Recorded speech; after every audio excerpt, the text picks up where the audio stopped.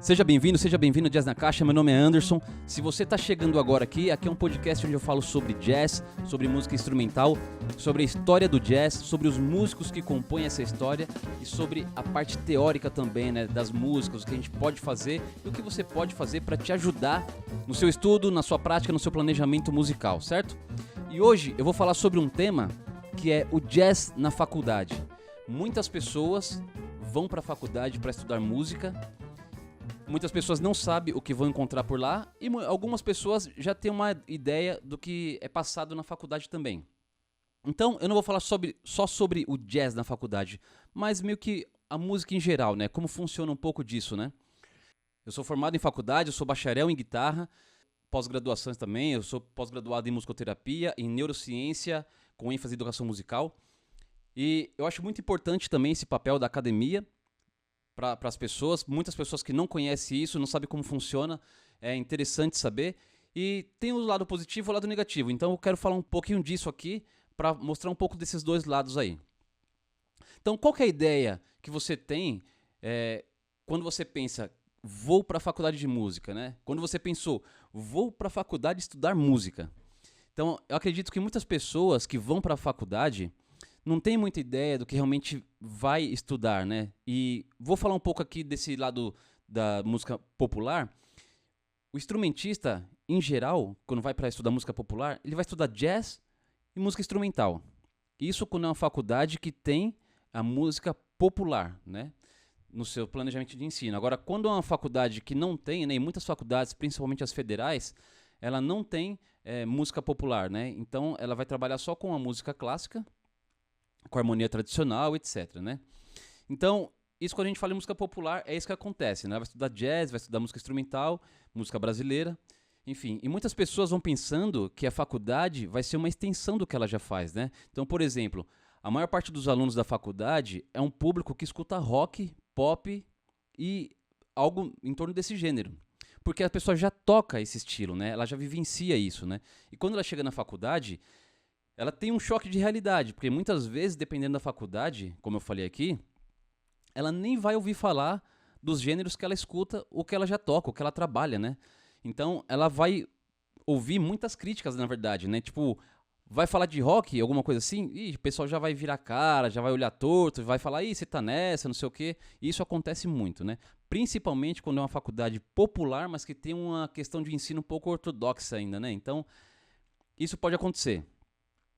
Então, a pessoa vai ficar um pouco tempo e sai, ou ela muda de curso, geralmente instrumentista, né, que não quer deixar de tocar, ou de fazer, ou não quer conhecer um novo caminho, ela pode parar de tocar, porque o que ela quer é aprimorar ou aperfeiçoar o que ela já faz, né? Ou ela acaba se convertendo. Muitas pessoas também falam, vou ver o que é isso aqui, começa a tocar, acaba curtindo, acaba gostando do processo, e aí segue nesse caminho também aí, e tá tudo certo. Mas isso pode gerar uma frustração também, né? Porque acreditar que você será músico ou musicista por fazer algo que já está acontecendo, que é o que você já vivencia, principalmente quando você já toca, você já trabalha só com isso, né? Essa é a sua profissão, né? E aí você conhece realmente a faculdade e vê que não tem muito a ver com o que você pensava, ou pode gerar uma frustração, ou você pode falar, não, eu vou seguir por aqui e vou ver o que vai acontecer. Um exemplo disso, quando eu estava na faculdade, tinha um rapaz que estudava comigo e ele falou que ele compunha, e ele compunha assim, letras, né? Ele era letrista. E aí ele falou que quando ele viu lá na faculdade, pesquisou sobre faculdade de música e viu faculdade de composição. Então ele falou, vou entrar nessa faculdade, porque eu já escrevo mesmo aqui, tenho algumas coisas que eu escrevo para as minhas músicas, eu vou lá porque eu vou aperfeiçoar isso. Mas quando ele chegou na faculdade, a composição não era composição de letra, né? É uma composição musical, que é a referência que a gente tem. Bach, Brahms, Beethoven, na música erudita. E isso, quando a gente estuda composição, mesmo na música popular, você vai estudar sobre música erudita. E quando você vai para os compositores modernos, você vai pegar alguma coisa mais pós-tonal. Então, ele falou que quando chegou lá, não tinha nada a ver com o que ele queria. Ele pensou que fosse uma coisa e era totalmente diferente. Tanto que ele nem tinha um conhecimento teórico para conseguir acompanhar ali. Então ele teve que ralar muito, assim. Ele fez e se formou na faculdade. A gente se formou junto. E é claro que a gente tinha algumas matérias em comum, né? Como ele fazia composição e meu curso era voltado para música popular, então não são todas as matérias que você tem em comum. Então ele falou que ele gostou porque ele viu que aquilo poderia acrescentar algo interessante para a vida dele, para a profissão dele, e ele continuou seguindo e hoje ele trabalha compondo as músicas dele, fazendo arranjos, enfim, ele conseguiu desenvolver um trabalho com esse caminho. Por outro lado, a faculdade vai te apresentar muitos elementos da música que talvez você não conhecesse ou demoraria muito tempo para conhecer se você estivesse caminhando sozinho. Um outro exemplo, quando eu comecei a dar aula, e já faz um bom tempo, eu trabalhava em uma escola que tinha um senhor que dava aula lá e ele já dava aula há mais ou menos uns 30 anos já. E aí, a gente estava conversando um dia e ele falou para mim assim, rapaz, sabe que eu percebi esses dias, que eu consegui entender esses dias? Que o acorde diminuto, ele é um acorde que se a gente faz uma posição, isso falando no violão, né? Ele é um acorde que se você faz uma posição aqui, e se você andar 4 casas para frente, você tem o mesmo acorde, se você andar mais 4, você tem o mesmo acorde. Ou seja, ele percebeu naquele momento que você faz um acorde diminuto, ele por ser um acorde simétrico, você vai andar nas suas inversões, e ele vai ser a mesma posição. Você vai ter a mesma posição do desenho ali no braço do violão ou da guitarra. E ele só percebeu isso naquele momento. Ou seja, fazia muito tempo já que ele estudava, que ele tocava, né? Ele nunca foi para uma faculdade, ele nunca fez um estudo formal, né? E aí, mas ele não sabia ainda disso, né? E é algo que se você entra num conservatório, entra numa faculdade, você vai aprender rapidamente isso, né? É uma questão que não vai demorar muito tempo. E vamos dizer que 30 anos dando aula e só depois de 30 anos que ele entendeu sobre isso, né? Claro que pode ter também, o cara não pesquisou antes, ele podia ter feito uma pesquisa. Sim, mas às vezes ele nem sabe qual é o caminho para fazer essa pesquisa, né? E é isso que eu falo que a faculdade pode te direcionar, né? Por isso que você vai aprender muito mais rápido algumas coisas. Então, eu costumo dizer que a faculdade é um catalisador de informação. Falando em informação, outra coisa que acontece é que no estudo acadêmico, por ter essa quantidade enorme de informação, a gente deve saber, ou a gente precisa saber, que muitas vezes a gente não vai sair de lá tocando no mais alto nível, no maior desempenho que você pode ter, e nem sabendo tudo sobre teoria, história da música, sobre a prática. E por ter essa enorme quantidade de informação, então a gente precisa saber que as coisas só vão acontecer de fato depois que a gente sair da faculdade. Então esses 4 anos, 5 anos que a gente tem lá estudando, é só para você ter uma ideia, é só para você absorver todo esse material. Então, você não precisa se frustrar se você ainda não saiu no mais alto nível de conhecimento, se você estudou um monte de coisa, mas não conseguiu absorvendo nada ou pouca coisa. É normal, é isso, é assim. Porque a faculdade é uma bomba de informação. Você vai ter, cada semestre é um monte de informação que você vai ter. E em música, as coisas acontecem depois, né? Então, tudo que você está estudando num semestre, você só vai conseguir entender realmente aquilo no próximo semestre, que você vai ter que digerir aquilo, entender. Então, isso vem depois. E na faculdade, você não tem só uma ou 2 matérias, né? São muitas matérias por semestre. Então, é pior ainda, né? Um outro ponto importante também é que nem todos os professores de faculdade são músicos atuantes. Nem todos estão tocando, né? Então, assim, estou falando aqui dos professores de instrumento, né? Então, estar atuando é extremamente importante para que tenha essa vivência prática e que ela esteja na sala de aula, né? Então, dessa forma, você consegue orientar o aluno, saber para onde ele tem que ir, saber quais os caminhos, saber quais são as dúvidas, né? Ou saber como responder as dúvidas que ele tem. Eu conheci uma pessoa que dava aula em uma instituição também por muito tempo já. Ele era professor de guitarra e ele dava aula, sei lá, 10, 15 anos já nessa instituição e ele não tocava mais. E aí quando os alunos perguntavam para ele, e aí, professor, tocou nas férias e tal? Ele, aqui tocou o quê? Eu nem quero saber de guitarra e tal. Não quer dizer que ele não saiba, que ele não tenha um conhecimento. Ele tem um conhecimento, ele sabe sobre o conteúdo, sobre o que ele precisa passar. Ele sabe falar sobre isso, né? Mas você vai fazer aula de instrumento e se o seu professor não toca com você, é muito difícil, né? Você só pega a informação, vai para casa, estuda aquilo, volta, mostra para o professor. e nem sabe se dá pra ter uma sequência daquilo lá. Então é ruim isso, né? É ruim ter essa vivência. É muito legal quando você toca junto, né? Quando você consegue compartilhar isso, até pra você sentir como você tá tocando em aula, né? Porque geralmente em aula você pode sentir um pouquinho mais de pressão, dependendo da pessoa, né? Então é legal saber isso, né? Como você tá lidando com esse processo também, né? Então, eu acho que é muito importante o professor tocar, mesmo que seja o tocar só na faculdade ou só no conservatório, sei lá, marcar toda semana um grupo de estudo ali, uma prática de conjunto, tem que tocar, tem que estar tocando isso, é muito importante, eu acho que vale muito a pena pensar nesse ponto também. Hoje, pode ter mudado bastante, e o fato dos professores, principalmente quando vem de um estudo muito ortodoxo, traz aquela ideia de que você precisa estudar o dia inteiro. 10 horas por dia, 12 horas por dia, senão você não vai alcançar o seu mais alto nível dentro desse processo.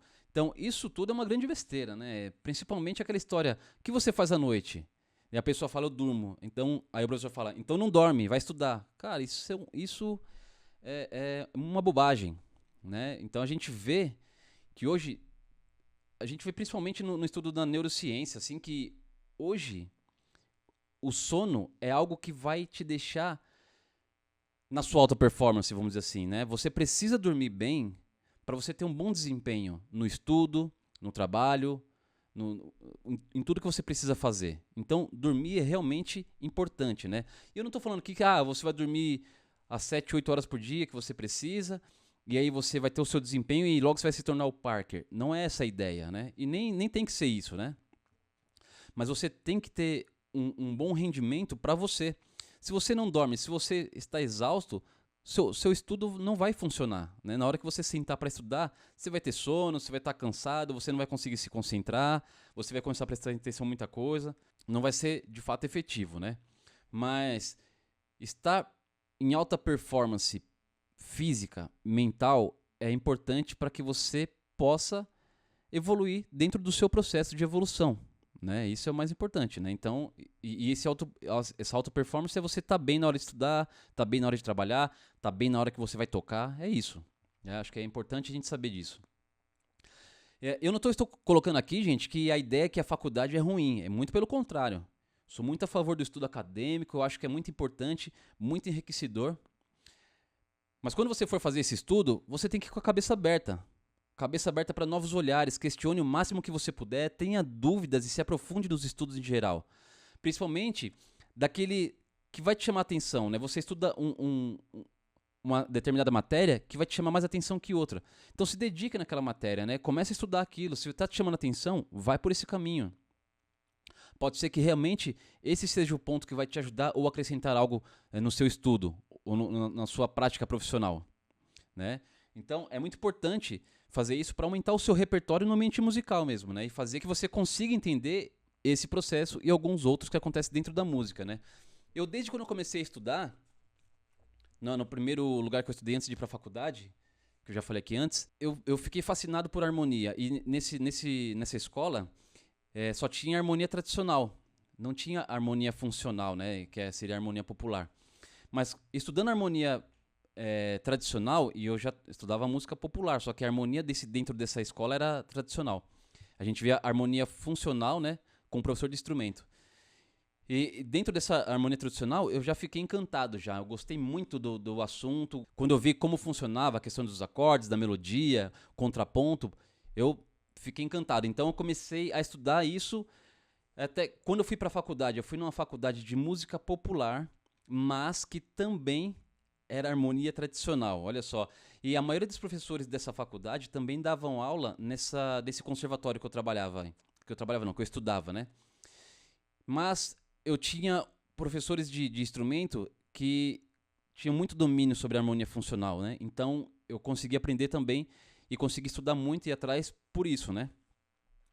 Então eu acho que vale muito a pena você se dedicar e você, quando entender que tem um assunto ali que realmente vale a pena, você, de fato, se aprofundar nele, você conseguir entender como funciona, certo? Para quem quer entender, para quem quer conhecer harmonia, improvisação, quem quer saber um pouco mais sobre isso, quem quer saber como funciona a harmonia funcional, como funciona a harmonia dentro desse repertório jazzístico, do repertório popular, eu tenho um curso de harmonia e improvisação.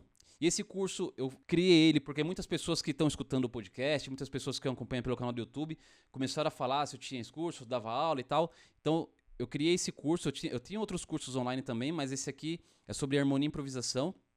Então, como está no processo de construção, já tenho alguns módulos, tem 8 módulos lá já, mas eu tenho falando sobre o campo harmônico, notas evitadas, o campo harmônico maior, tô falando sobre os módulos da menor harmônica e suas notas evitadas, menor melódica, o diminuto, o acorde diminuto e seus modos, as funções do acorde diminuto, subdominante, enfim, já tem algumas coisas que você já consegue começar a entender e caminhar sozinho dentro do repertório do jazz, da música instrumental, né? Claro que ao longo do tempo, toda semana vai entrar módulo novo, vai entrar conteúdo novo. Tem a comunidade também, onde a gente pode trocar uma ideia, pode trocar ideias sobre assuntos de música, de músicos e da história dessa música aí. E para quem tiver interesse em conhecer, o link está na descrição aqui, certo? Então, gente, hoje eu estou falando sobre esse assunto, que é um assunto que muitas pessoas têm preconceito, porque talvez não conhece ou não saiba como funciona dentro de uma faculdade.